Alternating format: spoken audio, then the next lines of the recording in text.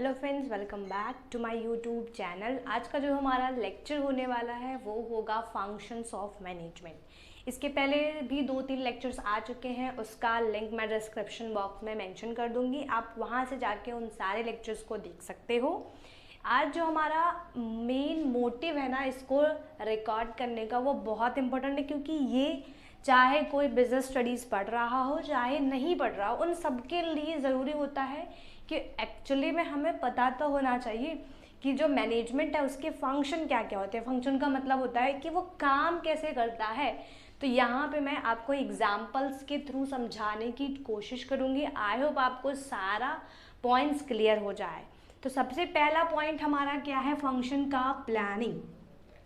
Planning का मतलब तो आपके दिमाग में तुरंत आ गया होगा। अच्छा, प्लानिंग मतलब किसी चीज़ को प्लान करना, जस्ट लाइक है ना, जैसे कुछ भी आपने प्लान किया कि मैं ये काम करूँगा।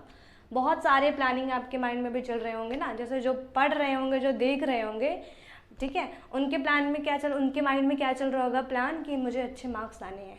जो इसको जनरली देख रहे होंगे ना वीडियो को, उनके दिमाग में कुछ और ही चल रहा होगा। हो सकता है ना कि बहुत बार ऐसा होता है, हमारे साथ जनरली होता है ऐसा कि हम देख तो रहे हैं बट दिमाग कहीं और चला जाता है ना, कहीं परी के पास घूम रहा है, किसी परा के पास घूम रहा है।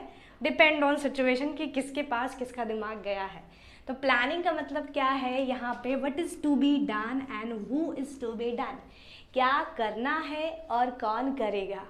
क्या करना है का मतलब कि मुझे मैंने कहा ना कि मुझको ये बोर्ड एग्ज़ाम अगर देने हैं तो जाहिर सी बात है मेरे को क्या करना है, मैंने डिसाइड कर लिया, मुझे अच्छे मार्क्स लाने हैं।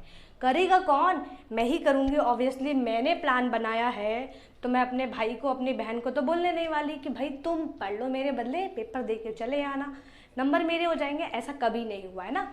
तो प्लानिंग जब भी आप करते हो तो उसमें 2 चीज़ों का आपको ध्यान में रखना है कि वो प्लान क्या है, मतलब what is to be done, आपको करना क्या है वो आपको डिसाइड करना पड़ता है।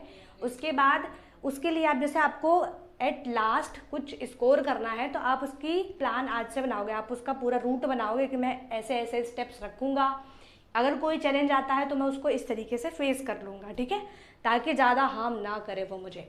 तो आपने क्या किया, प्लान बनाया कि मुझे करना ये है और मैं करूँगा, इसको इस तरीके से करूँगा।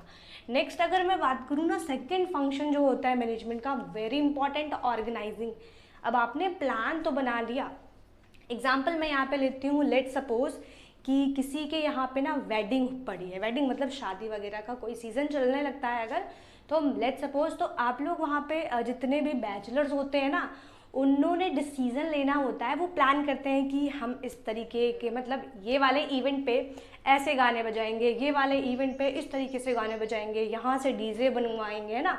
उसके बाद पूरी लिस्ट भी एटलीस्ट, मतलब वो लोग ना पूरी लिस्ट भी निकाल लेते हैं कि इस पे ना हम डांस करेंगे, इस पे तू डांस करना। बहुत सारी जो है वो लोग प्लानिंग कर लेते हैं ना, खिचड़ी पका लेते हैं। उसके बाद ऑर्गेनाइजिंग की बारी आती है। वो क्या करते हैं ना, ऑर्गेनाइज करते हैं, ड्यूटी को असाइन करते हैं, यार डीजे वाले को तू बुला ला, है ना। उसके बाद अच्छा गाने की लिस्ट ना तुम निकाल लो, सबको मतलब एक एक काम दे देते हैं। तो वहाँ पे अब वो क्या कर रहे हैं, उन्होंने डिसाइड क्या किया, what is to be done, मुझे करना क्या है, उन्होंने डिसाइड कर लेना कि हम ऐसे ऐसे डांस करेंगे इस वाले गाने में। उसके बाद ना वो ड्यूटी को असाइन करते हैं, क्योंकि जाहिर सी बात है एक ही लोग सारा काम नहीं कर सकते हैं फ्रेंड्स। तो वो लोग क्या करते हैं, उस ड्यूटी को असाइन कर देते हैं, ग्रुप्स में डिवाइड कर देते हैं, ताकि वो काम ईजिली वो लोग कंप्लीट करा सकें। सेम ऐसे ही मैनेजमेंट में भी होता है, ठीक है। मैनेजमेंट के जो गोल्स होते हैं, मैनेजमेंट के जो टॉप लेवल पे मैनेजमेंट्स बैठे होते हैं, वो लोग क्या करते हैं, पूरी ड्यूटीज़ को असाइन कर देते हैं, ग्रुप्स में डिवाइड कर देते हैं कि ये वाला टास्क तुम्हें कंप्लीट करना है, ये वाला टास्क तुम्हें, जैसे मैंने कहा ना डीजे वाले को तुम बुलवा लो, है ना, गाने की लिस्ट तुम निकलवा लो। इस तरीके से आप लोग क्या कर देते हो, वहाँ पे असाइन कर देते हो ड्यूटीज़ को, साथ ही साथ ग्रुपिंग बना लेते हो और एस्टैब्लिशिंग अथॉरिटी। लेकिन क्या है, जब भी आप किसी को ड्यूटी असाइन कर रहे हो, लेकिन अगर आपने उसको अथॉरिटी नहीं दी, अथॉरिटी का मतलब है कि आपने उसको अधिकार नहीं दिया कि अगर तुझे नहीं पसंद आता ना, अगर उससे लड़ाई हो जाती है ना, तो कोई बात नहीं, तो आपको ये नहीं है कि कॉम्प्रोमाइज़ कर लेना, नहीं। तो सेम ऐसे ही आपका मैनेजमेंट में भी होता है, वो लोग जब सबऑर्डिनेट्स को काम देते हैं तो अथॉरिटी भी देते हैं कि अगर किसी सिचुएशन पे ऐसी कोई अनसर्टेनिटी आ जाती है, ऐसा कोई दिक्कत आ जाता है, तो आपको वहाँ पे अथॉरिटी रहती है, आपके पास अथॉरिटी है कि आप कोई एक्शन ले सकते हो। एलोकेट रिसोर्सेज भी एलोकेट करते हैं। अब आप डीजे वाले को बुलाने जाओगे तो जाहिर सी बात है ना, एडवांस में पेमेंट मांगेगा। बिना पेमेंट दे के जाओगे तो क्या वो आपको बोलेगा कि मैं आऊँगा? बिल्कुल नहीं बोलेगा। तो सेम ऐसे ही मैनेजमेंट में हम रिसोर्सेज को भी एलोकेट कर देते हैं। मतलब जो प्रोडक्ट आप बना रहे हो ऑर्गेनाइजेशन में, उसके लिए जो रॉ मटेरियल्स, उसके लिए जो मशीनरी वगैरह वगैरह जितने भी आइटम्स लगते हैं ना, हम उसको भी एलोकेट कर देते हैं। एलोकेट का मतलब अगेन उसको हम बांट देते हैं। थर्ड जो हमारा आता है ना फ्रेंड्स, वो होता है स्टाफिंग। स्टाफिंग का मतलब है, अब मैंने ये सब काम कर लिया, ठीक है, अब मुझे ना उस प्रोडक्ट को बनवाना है। मतलब अब मुझे क्या करना है ना, एग्जाम्पल पे मैं वापस चल रही हूँ तो थोड़ा सा माइंड को ले के चलिए पीछे हमारे डीजे वाले के पास। तो अभी मैंने क्या कहा कि आप क्या करोगे, स्टाफिंग का मतलब होता है finding right people for right job. तो ये जो 2 वर्ड पे मैं हाईलाइट कर रही हूँ, दिस इज़ वेरी इंपॉर्टेंट, ये आपके लिए इम्पॉर्टेंट होने वाला है। तो right people for right job का मतलब क्या है, सही काम के लिए सही इंसान को चूज़ करना, वो आपका कहलाता है स्टाफिंग। क्या कहलाता है? वो आपका स्टाफिंग कहलाता है। कैसे कहलाता है? जैसे मैंने अभी कहा ना, डीजे वाले के पास जा रहे हैं तो जाहिर सी बात है हम डीजे वाले को क्या बोलेंगे कि आप हमारे यहाँ चले आना। तो वो डीजे ही लेके आएगा ना, वो ढोल नगासे वगैरह नहीं लेके आएगा, ठीक है। तो इस तरीके से आप बोल सकते हैं। और आपने गाने की लिस्ट जिसको दी होगी ना कि तुम पुराने गाने बजाना, तुम नए वाले गाने बजाना, तुम थोड़े से जो है सूफी सॉन्ग टाइप के बजाना, इस तरीके से जो लोग बोल देते हैं, तो हर के लिए सब उसी हिसाब से वो चूज़ कर लेते हैं कि अच्छा इनको ये वाले गाने पसंद है तो इनको इन्हीं की लिस्ट बनाने के लिए दे दो, ताकि क्योंकि इनको भाई नॉलेज है कि इस तरीके से कौन कौन सिंगर है, कौन गाने हैं, तो वो क्या कर लेते हैं, वहाँ से चूज़ कर लेते हैं। तो ये हमारा हो जाता है स्टाफिंग। ऐसे ही हमारे मैनेजमेंट में भी होता है। आपको अगर कोई प्रोडक्ट बनवाना है तो आप जाहिर सी बात है स्किल्ड वर्कर को लेके आओगे, ऐसे वर्कर को लेके आओगे जिसे वो प्रोडक्ट बनाना आता हो।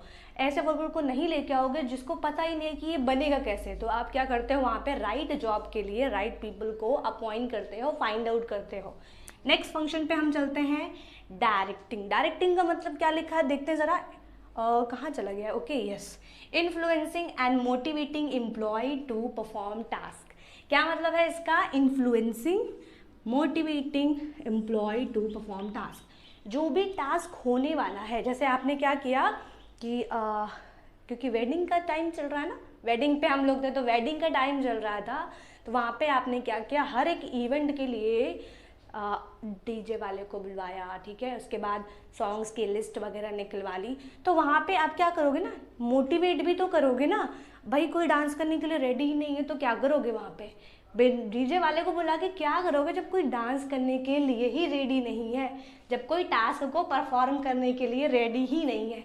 सेम वैसे ही मैनेजमेंट में भी एम्प्लॉयज़ को मोटिवेट करना पड़ता है, एम्प्लॉय को पुश करना पड़ता है बाय इंसेंटिव दे के, बोनस दे के, टाइम टू टाइम उनका दिल जीतना पड़ता है ताकि वो मन लगा के ऑर्गेनाइजेशन में काम कर सके। इसको हम बोल देते हैं हमारा डायरेक्टिंग।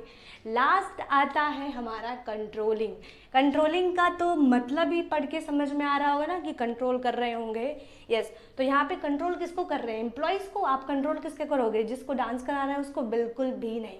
आप क्या करोगे, वो जो पूरा इवेंट हो रहा है ना उस पर कंट्रोलिंग करोगे, उस पर नज़र रखोगे कि हमने जिस तरीके से इसको डिसाइड किया था, हमने जो प्लान बनाया था उस प्लान के अकॉर्डिंग ये सारा चीज़ हो रहा है या नहीं हो रहा है। तो क्या लिखा है मैंने, मॉनिटरिंग ऑर्गेनाइजेशनल परफॉर्मेंस या फिर कंपेयरिंग विद प्री डिसाइडेड गोल। आपने जो प्लानिंग की थी उसके अकॉर्डिंग हर एक चीज़ हो रही है या नहीं हो रही है, वहाँ पे हम क्या करते हैं, कंट्रोलिंग। अच्छा, ये तो समझ में आ गया कि ये मैम फंक्शंस ऑफ मैनेजमेंट थे।